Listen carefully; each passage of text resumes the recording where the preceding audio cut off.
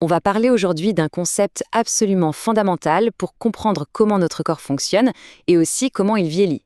C'est une sorte de bataille silencieuse qui se joue en permanence au cœur même de nos cellules, le stress oxydatif. C'est un paradoxe assez incroyable quand on y pense, non? L'oxygène, cet élément sans lequel on ne pourrait pas vivre une seule minute, pourrait en même temps être l'une des causes de notre propre usure. C'est ce double jeu fascinant qu'on va décortiquer ensemble. Allez, on entre dans le vif du sujet. D'un côté, l'oxygène, c'est notre meilleur ami pour produire de l'énergie. De l'autre, c'est une toute autre histoire. Voyons ensemble ce double visage. Commençons par le côté lumineux de la force. Il faut imaginer nos cellules comme de minuscules centrales énergétiques. L'oxygène, c'est un peu l'étincelle finale qui permet de convertir ce qu'on mange en énergie pure, l'ATP. En gros, plus de 95% de l'oxygène qu'on respire sert à ça, et ça se passe très bien. C'est ce qui nous permet de bouger, de réfléchir, bref, de vivre. Mais, car il y a un mais, aucune usine n'est parfaite à 100%. Dans cette chaîne de production d'énergie, il y a de petites fuites. Environ 2 à 3% des électrons s'échappent en cours de route. Et quand ces électrons en fuite rencontrent une molécule d'oxygène, ils la transforment en quelque chose de beaucoup plus instable. Et voilà, on y est. Ces molécules d'oxygène transformées sont les fameux méchants de l'histoire, un nom qu'on entend un peu partout sans toujours savoir ce qu'ils cachent. Il est temps de faire les présentations officielles. Voici les radicaux libres. Bon, en termes simples, qu'est-ce qu'un radical libre? C'est une molécule qui a un problème, il lui manque un électron. Cet électron célibataire, ça la rend complètement instable et, disons-le, chimiquement agressive. Tout commence comme ça. On a un atome bien stable, bien tranquille, avec tous ses électrons sagement par paire. Et puis, pour une raison ou une autre, il en perd un. Cette simple perte le fait basculer du côté obscur. Il devient une entité instable, obsédée par une seule et unique chose, retrouver un électron. Et vite. Et pour combler ce vide, ce nouveau radical libre devient une sorte de voleur moléculaire.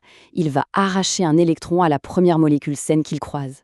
Le souci, c'est qu'en faisant ça, il transforme sa victime en un nouveau radical libre. Et là, c'est le début d'un effet domino, une véritable réaction en chaîne de dégâts. Alors, on pourrait être tenté de penser que ces molécules sont purement et simplement mauvaises. Mais en biologie, c'est rarement aussi simple. En fait, dans le bon contexte et en quantité contrôlée, elles sont même essentielles.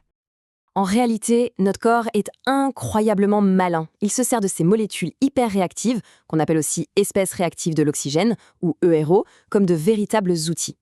Elles peuvent servir d'armes pour notre système immunitaire pour tuer des bactéries, ou de messagers pour dire à nos vaisseaux sanguins de se dilater, ou même pour contrôler la croissance de nos cellules. Ce sont vraiment des agents à double face. Le vrai problème, il arrive quand l'équilibre est rompu.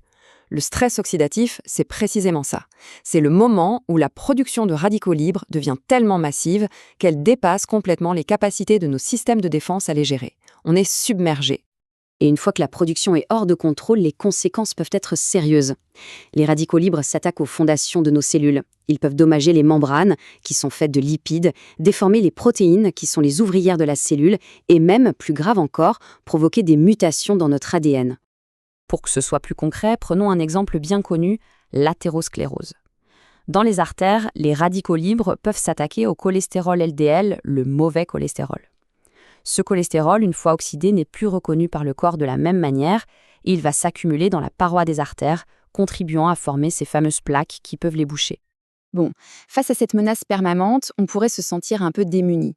Mais heureusement, notre corps a prévu le coup. Il a mis en place une armée de défenseurs incroyablement sophistiqués.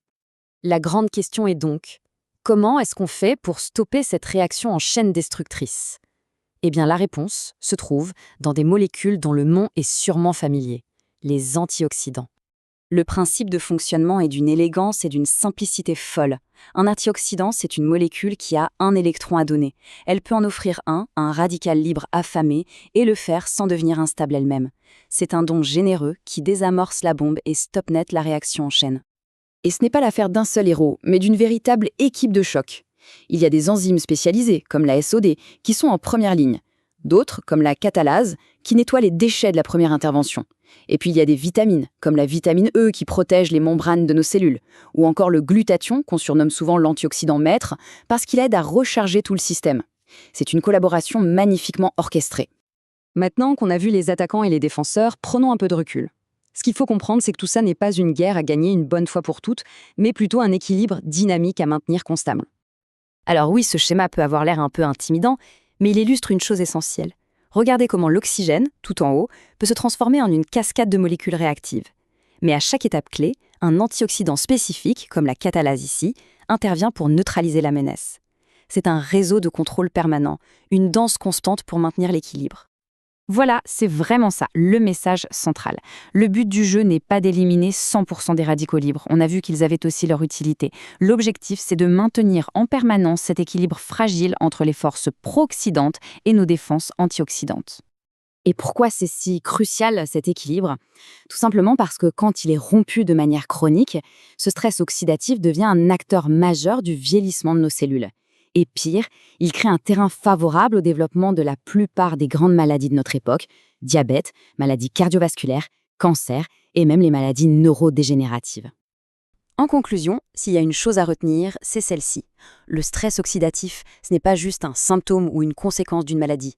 C'est un véritable protagoniste, un acteur central dans le déclenchement de très nombreuses pathologies. Comprendre cet équilibre, c'est donc toucher du doigt l'un des mécanismes les plus fondamentaux de notre santé et de notre longévité.